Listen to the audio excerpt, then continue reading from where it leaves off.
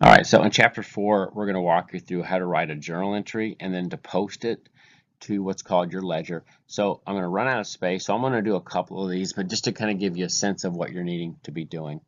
Notice they've already given you all of the account names. They call this your chart of accounts. All these accounts we're going to be using to record these transactions. So we'll start with September 1. It says, Jewel Tucker invested $60,000 cash to start the firm. So in terms of the formal process of writing this out, we know that, and typically they say write your debits first. So cash is going to be debited. So I'll kind of write just kind of like a makeshift journal here. So you're going to be debiting cash for $60,000, and then an investment is capital. So I'm going to indent and just write capital, and you're going to credit capital for $60,000. So this is kind of like the format of what you see in terms of a journal entry. So then the thing is you also have what's called your ledger. Your ledger is basically your T accounts that we did back in chapter 3. So if I were to write out the cash, and we know that you've got your debit and credit side. Remember, your ledger is really just your summary of your journal. So for every account you use in your journal, you're going to have a posting or a transfer to your ledger. So for cash, you're going to be, since we debited cash here 60, you'd be posting that. A posting there would be a debit of 60,000 of cash, and then you'd have, I'm going to write capital down here just to give me a little bit of room. Then the same thing for capital, you're going to post that credit journal entry as a $60,000 credit there. So that's what your ledger will look like. Really looks just like your T account analysis from chapter 3, except in chapter 4 we're going to call these your ledger, and this is how the format is they like you to write it in terms of a journal entry. Let's do the next one. Number 4, purchased office equipment for $6,500 on credit. It's payable in 30 days. So office equipment, we're just going to use equipment. So in terms of a journal entry, you're going to write it like that, write out equipment, because that's going to be debited. That's $6,500, and we haven't paid it yet, so we're going to be using accounts payable, AP. We're going to credit that for $6,500. Notice debits, credits, and then of course, you know, we would have your equipment T account down here. You have debit, credit, so I'm going to post that equipment of $6,500. And then accounts payable, I'm just going to put this right here, just because I'm, again, going to get a little on space here. I'm going to post that there, and so that again is what your ledger would look like. Okay. One more. Purchased an automobile. It was paid in full, $14,500. So we're going to be using automobile. So we're going to write out debit auto for $14,500.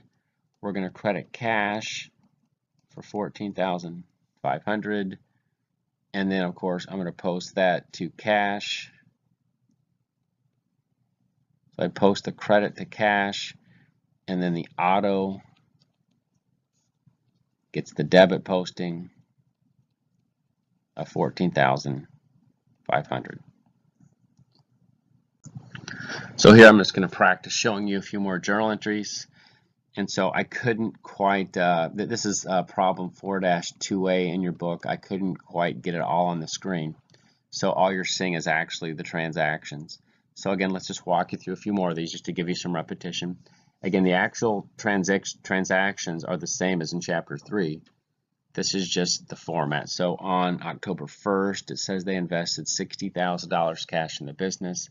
So I'm going to be debiting cash for $60,000 and credit the capital account for $60,000. That would be the first one.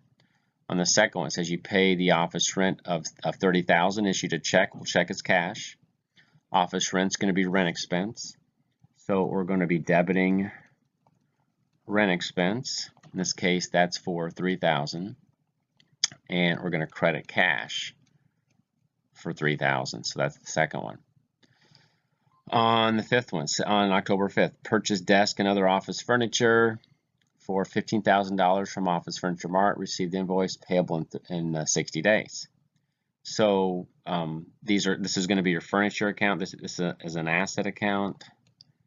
So we're going to be debiting your asset of furniture of $15,000, and we're going to be crediting accounts payable for $15,000 because again, we're increasing an asset, which is a debit, we're increasing a liability, which is a credit, but this is your format. And then I'm just going to kind of just remind you that each of these columns represent a debit column and a credit column. Okay, so let's do a couple more. October 6th is issued check to purchase art equipment. And again, that's going to be under equipment. You're buying some equipment. So we're going to be debiting the equipment account for $3,200. A check is the same as cash, so we're going to be crediting cash for $3,200, and that's how you'd write out that journal entry. Okay, so let's do one more. Purchase supplies for $1,550, paid with check. So again, supplies is going to get debited for $1,550, and we'll credit cash for $1,550. So again, you can keep practicing these just like pretty much the same transactions as chapter 3, but this is the format. The journal is how a business formally records the actual transaction. Now the ledger part of it, I'll show you a little bit part of that. Every one of these accounts would be summarized in your ledger. So the concept of posting, if I just to show you these. So cash, let's start with cash. Cash would have a $60,000 debit posting on the first one, a $3,000 credit posting on that one, and then down here on the equipment there's another $3,200 credit posting, and then finally a $1,550. And of course you just have to keep going with all these, but you'd have to keep track as you post. All right, so you've got the journal. This is how your ledger looks like. Think of your ledger as your T account, and every account in your journal will be transferred to the ledger. Your ledger summarizes the journal. So if you kind of look down at the bottom, this question says, what is the balance of account 202? Well, of course, you have to go back and find the, reference the account number if that's accounts payable or whatever. You go back up and you simply would just have to go to your T accounts and get the balance of the T account to actually answer it. But basically, think of chapter 4. It's more the formal bookkeeping process of how a business keeps track of their paperwork.